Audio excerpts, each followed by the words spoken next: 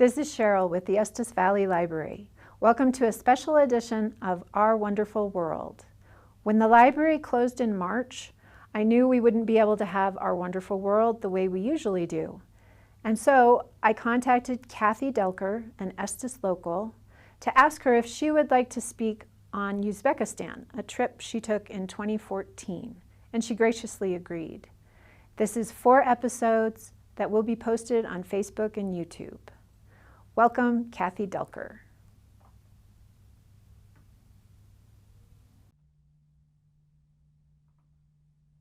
Hi, my name is Kathy Delker, and it's my pleasure to share with you photos that I took during my trip to Uzbekistan in 2014. I added Uzbekistan to my bucket list of places to visit in 1990 when I ran across a book in a bookstore entitled The Fabled Cities of Central Asia. Those cities are Bukhara, Khiva, and Samarkand. I had a wonderful trip, which I booked through a travel company. The travel company had headquarters in New York, but was located in Turkey.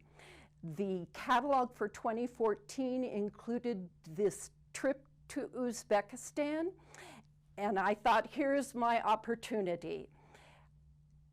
The rule was that if there were at least 2 people signed up, the tour would be a go. Luckily for me, 3 of us signed up. We had our own guide and a van driver. So my photos will show you, first of all, the magnificent, monumentally, colorfully tiled buildings. That's what I wanted to see. And through the course of my 12 days on ground, of course, I saw lots of aspects of daily life for the people who live in Uzbekistan. I want to make sure that you know why Uzbekistan is so important, even though you may be like me and never heard of Timur, a world conqueror who rivaled Alexander the Great and Genghis Khan.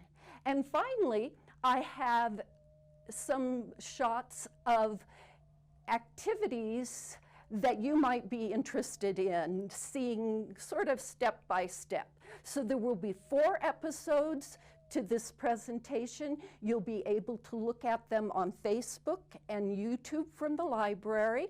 You can look at all of them or watch them sequentially on different days or choose only to watch one of them. So we're going to transport ourselves into the almost magical world of monumental buildings and warm, friendly people.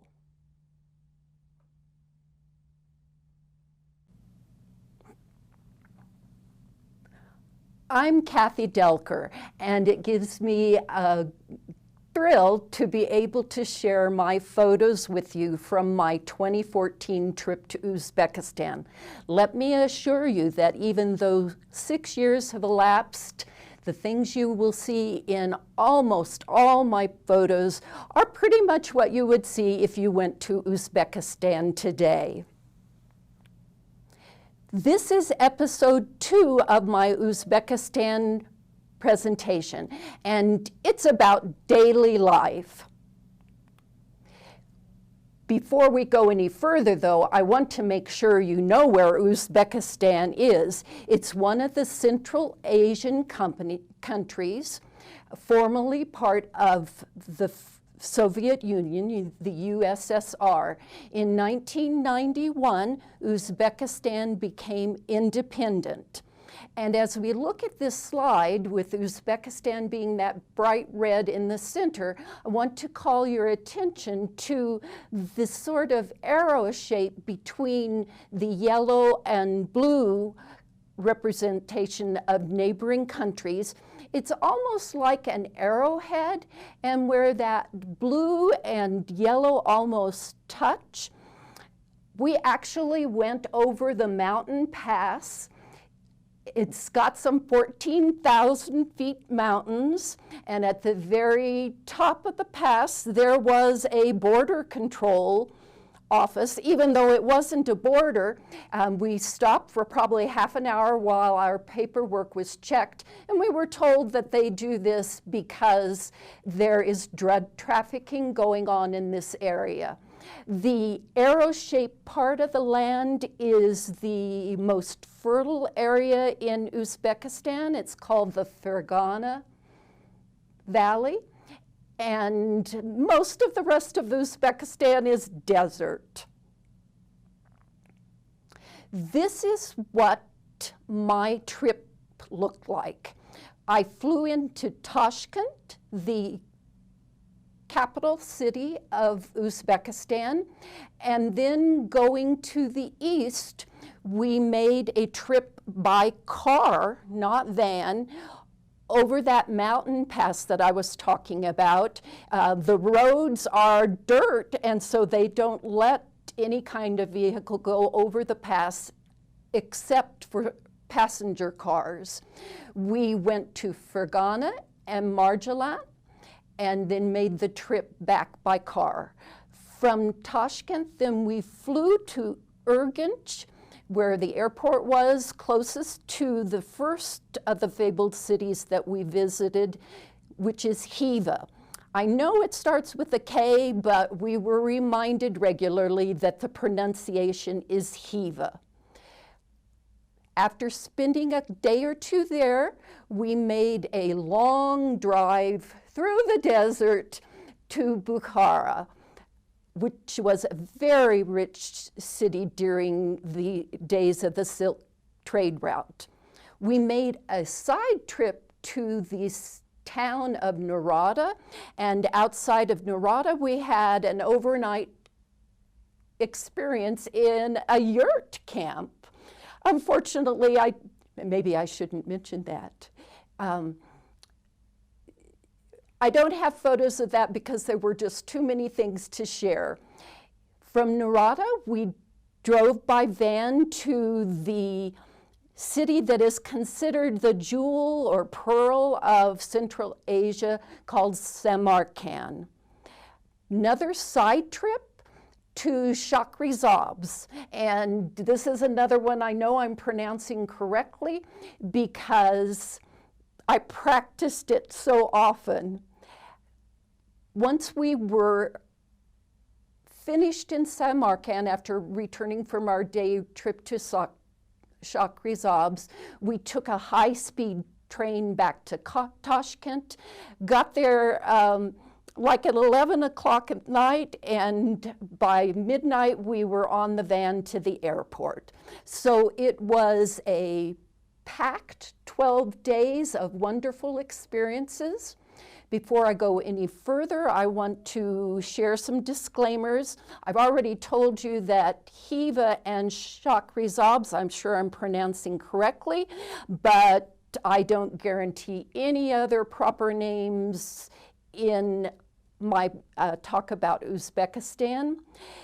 Next is that the only place that I know would look lots different if you were to go today is Shahrizabs, because it was under heavy construction. They were reconstructing historic buildings and also doing lots of construction around the town to make it more pleasing for the tourist. And finally, this is not a comprehensive presentation on Uzbekistan. It truly represents what I got to do and see. I knew before I went to Uzbekistan that they don't have credit cards in Uzbekistan, and that they wanted us to bring really crisp and new $1 bills for doing business at the tourist shops, and finally that the exchange rate from US dollars to the Uzbekistan currency called Zooms or Sooms was astronomical. This is a photo of cash that our guide was carrying at the end of our trip. She needed to drop it off by her office before she said goodbye to us. I looked up the exchange rate today in the first part of June 2020, and it was 10,000 Zooms would buy $1 US. So we all had big batches of cash. I had been told by a co-worker that when she was in Uzbekistan and she was guiding a group of people from her community, she carried around her cash in a paper bag. I put mine in my purse. I saw this kind of wad of cash, a stack of cash, when we went to the Fergana Valley. Coming back to Tashkent, the driver of the car had to put more gas in it, and I swear he pulled a 3-inch stack of currency out of the glove compartment to pay for the gas.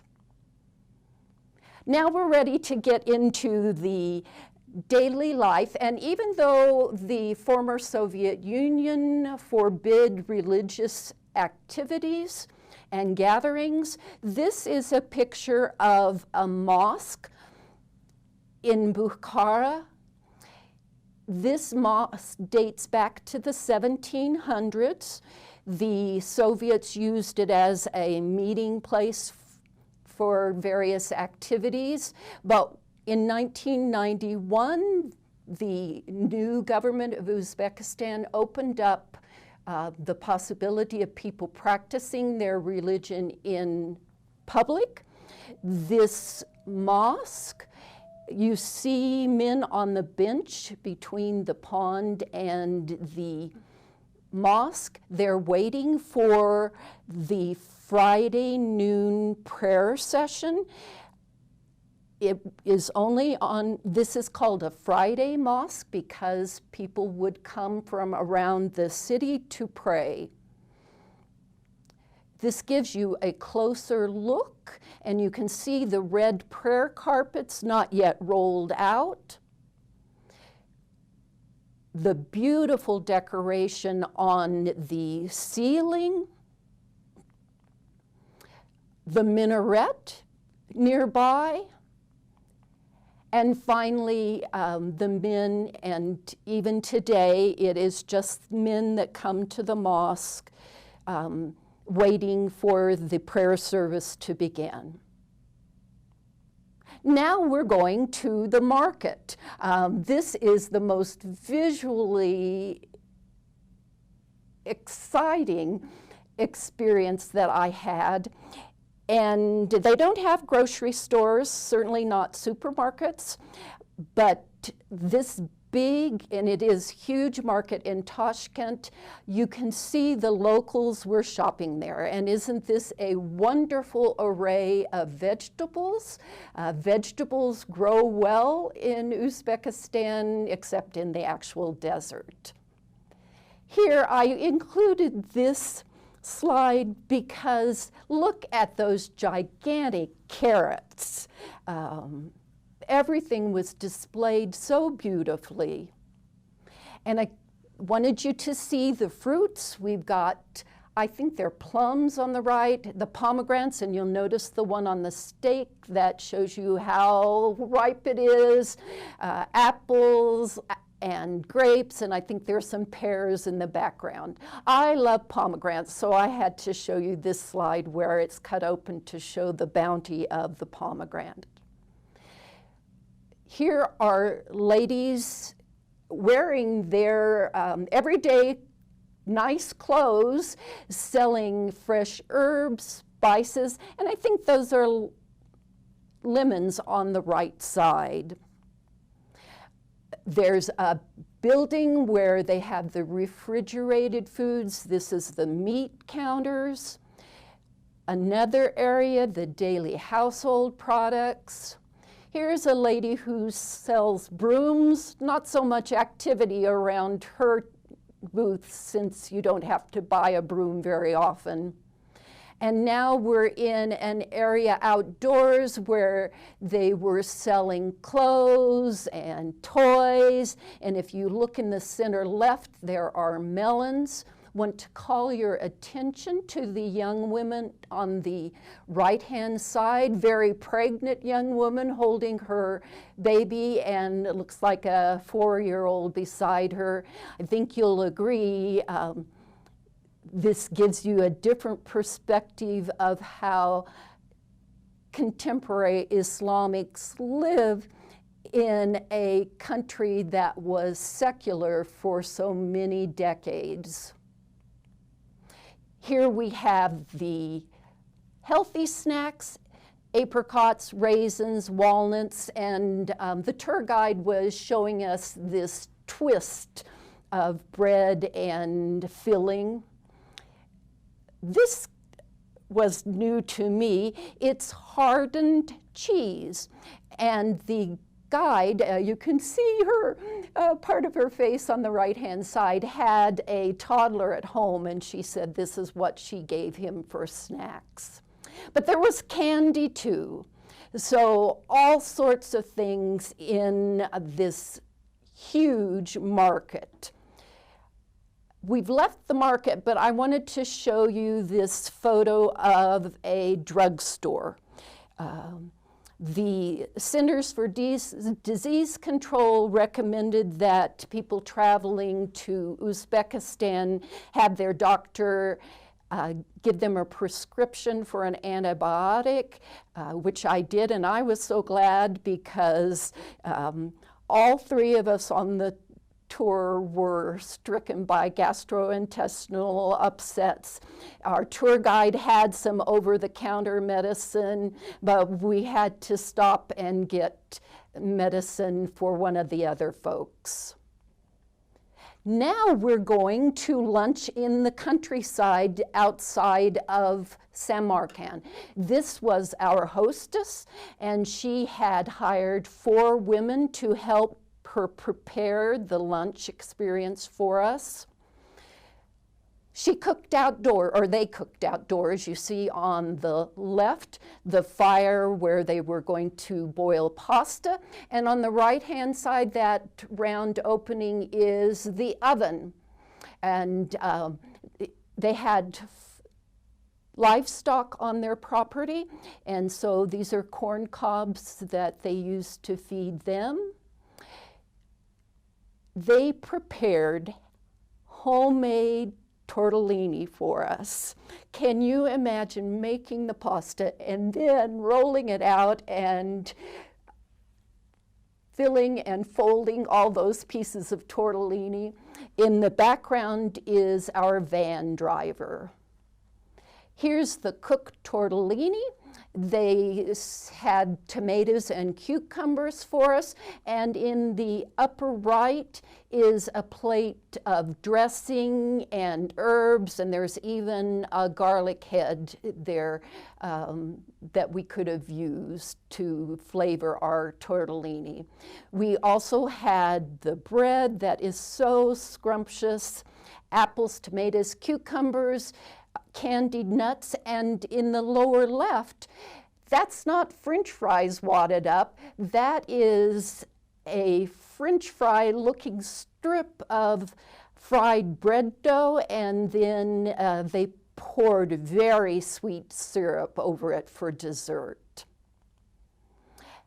After lunch, the hostess asked if she could ride into town with us. When the tour guide said, of course, she transformed herself by putting on this beautiful silk tunic with the white slacks.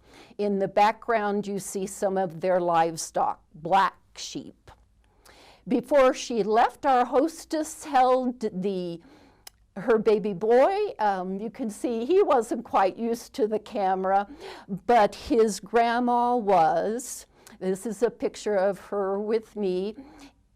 So it was a 3-generation household, and I'm hoping you can see that her upper teeth are all gold. And that was the Soviet Union's answer to tooth problems in at least Uzbekistan. Now we're going to change oh, and I forgot, I had to include this picture of these cute little neighbor kids. And I think you'll agree, they could have been plucked out of any backyard to come to see the visitors from the US. Now we'll change gears and talk about going to restaurants. All our meals were provided. This was a restaurant that served tourists. Look at the beautiful strips of fabric, the green and the blue.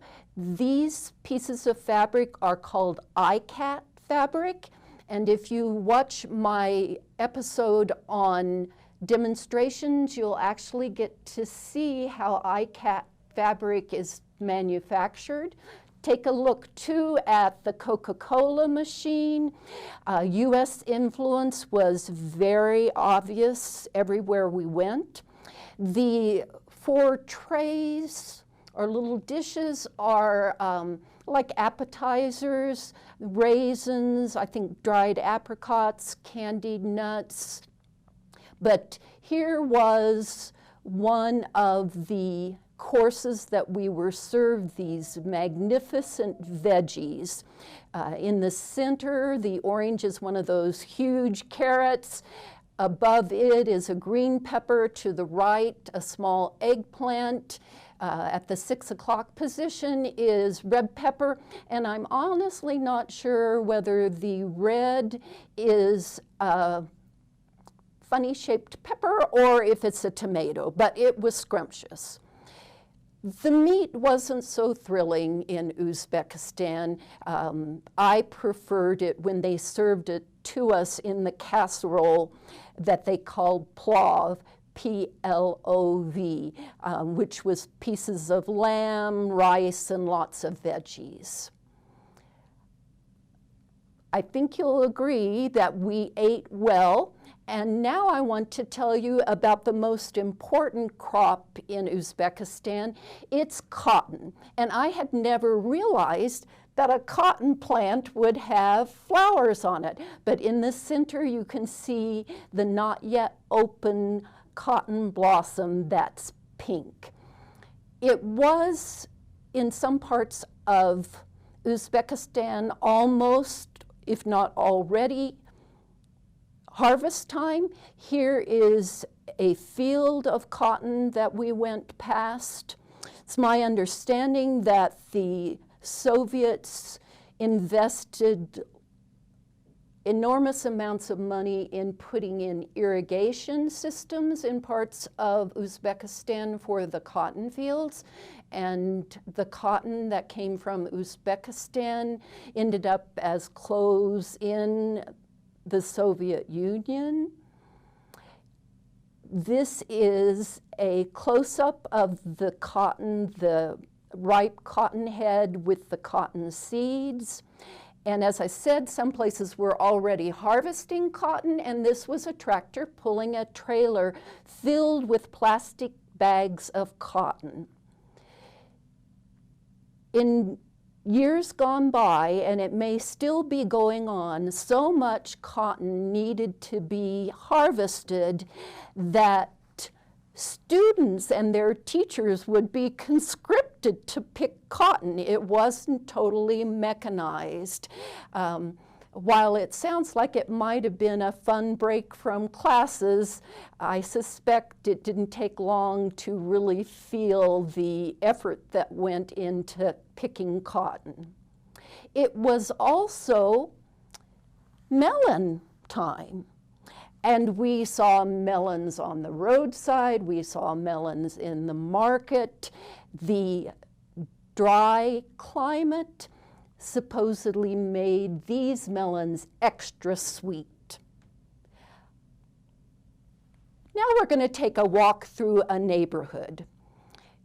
This building that you can barely see behind the trees is that 9th or 10th century mausoleum. So we're in a park, and here are two young people that you might see in your park having a visit.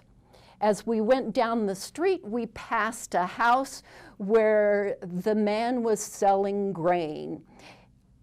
These houses had courtyards, and they actually kept livestock on their yards, and so they had to buy the grain. Here's a woman who's come home either from work or maybe shopping trip. I imagine that the man sitting on the bench was probably her father or father-in-law. The next picture is fun because we have some English words. It's bonbon pastries, and isn't that picture of the kid, young child, with chocolate smeared all around his face pretty distinctive? This is a small van too. Not only did we have this pastry delivery van, but we passed a butcher shop. Now, I want to give you a closer look at what's in the window. That's probably a lamb. And you can see claws covering some other meat. Now I saw a pair of women, probably from the same neighborhood, having a visit.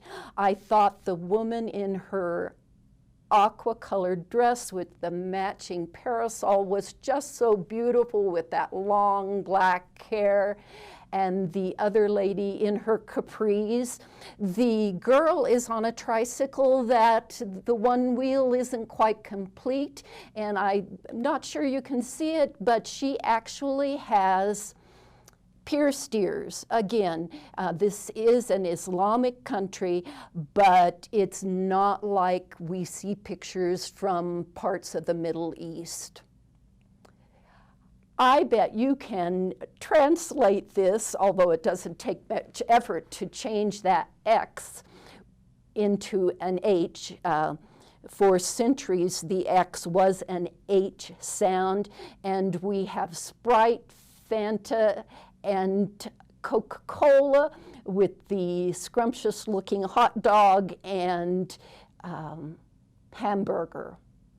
So a trip through the neighborhood, besides hot dogs, they have ice cream.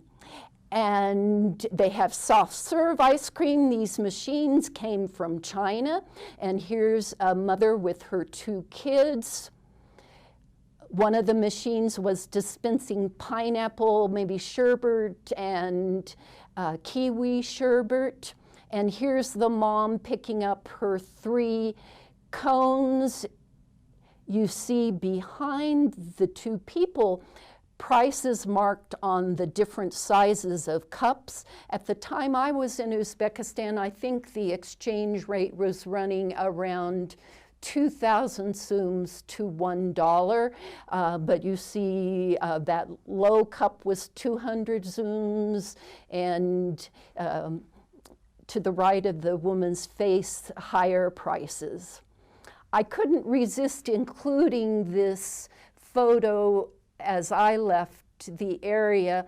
This is on one of the backsides of a very famous area in Samarkand. And aren't these 2 grade school girls just as cute as can be, even from the back, in their white tights and school uniforms with the backpacks, and especially the cute hair ribbons. Traffic is a concern in Uzbekistan. I don't know if every family has a vehicle, but there were times when you thought maybe that's true. Traffic guidelines like stripping on the roads and traffic lights, and you could see the traffic lights were not overhead, they were on the side, and so our van driver really kept us safe in this kind of traffic. And it wasn't just vehicles. We encountered this group of not only cows but also sheep on one of the roads out of the big city. The biggest surprise to me in Uzbekistan was how many wedding party photo sessions we encountered. This one, I think, probably occurred after the wedding ceremony and probably even after the reception. The bridegroom, groomsman is looking pretty relaxed without his tie on. It was not only that we saw these photo sessions, but that the women were wearing fairy tale wedding gowns, just like the ones we see in stores here in the US, beautiful bridesmaid gown.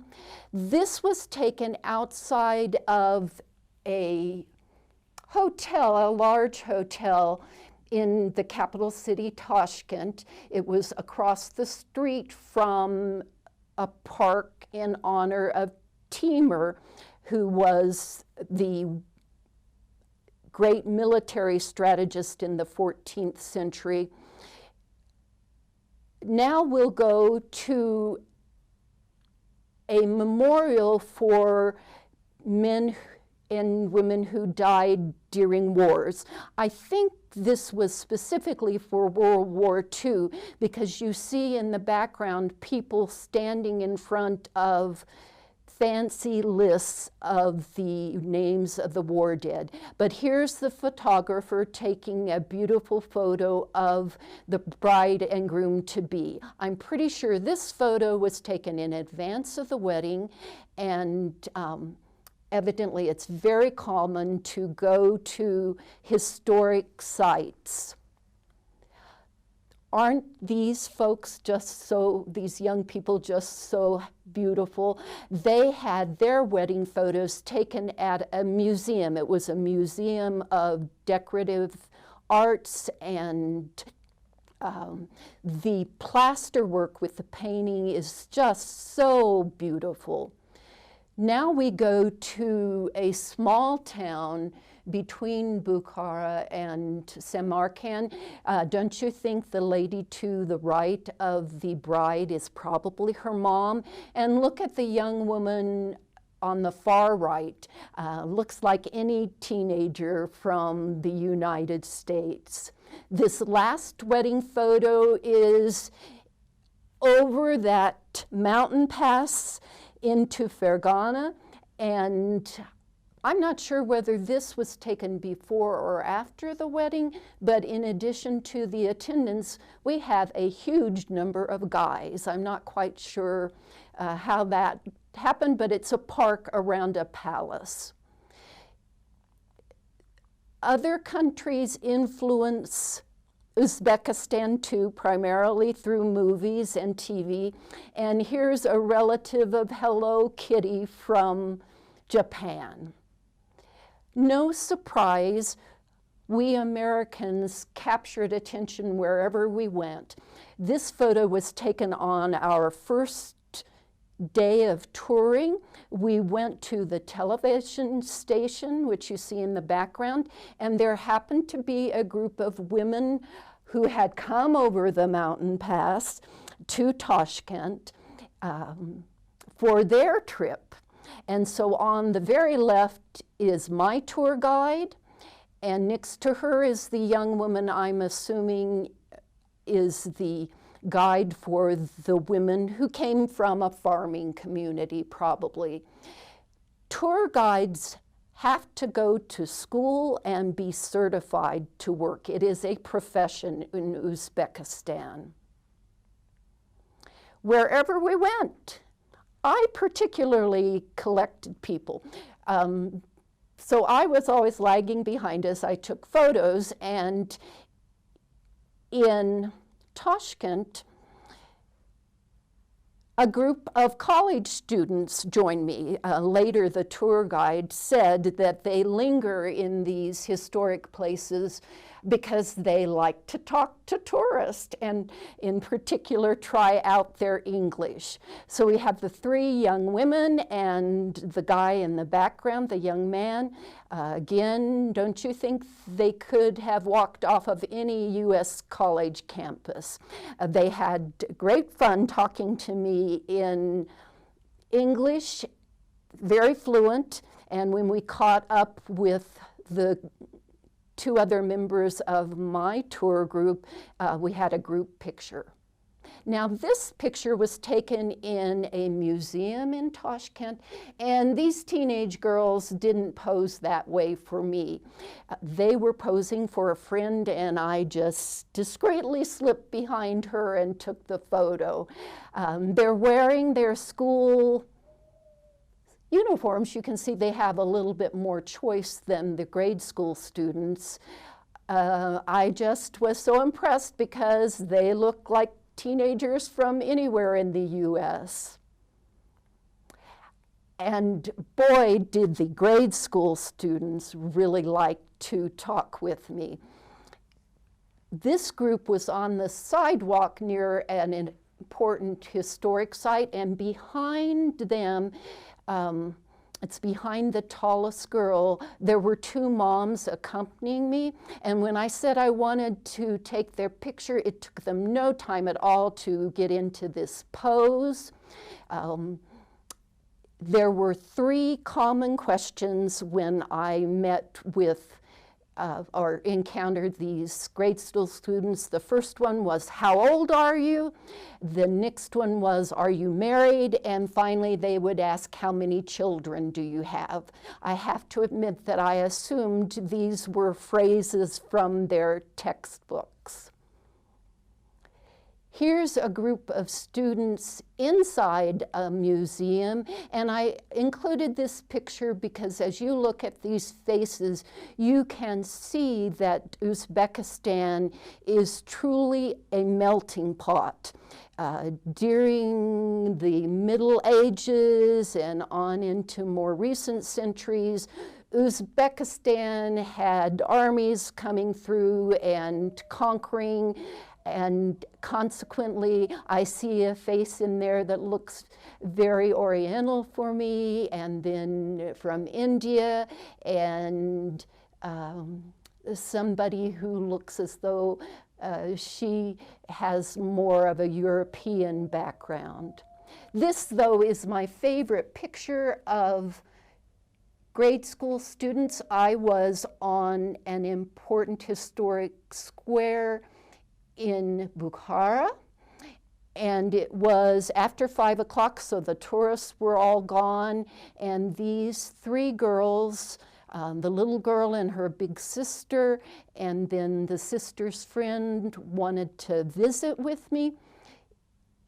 They're wearing flip-flops. The little girl has a spaghetti strap tank top with shorts, and then capris, beautiful children, and all my experiences, particularly with the children, remind me that we're all the same. We're human beings, and it's governments that get us into concerns about territory and economics. So this concludes my look at daily life in Uzbekistan. I have a list of further reading and viewing in case you would like to learn more. A guidebook, the book that inspired me to come to Uzbekistan, and then a 30-minute, I think it ran on PBS, travelogue by Rudy Maxa. If you have questions about what you've seen, you can get in touch with me at kathyinestispark@gmail.com.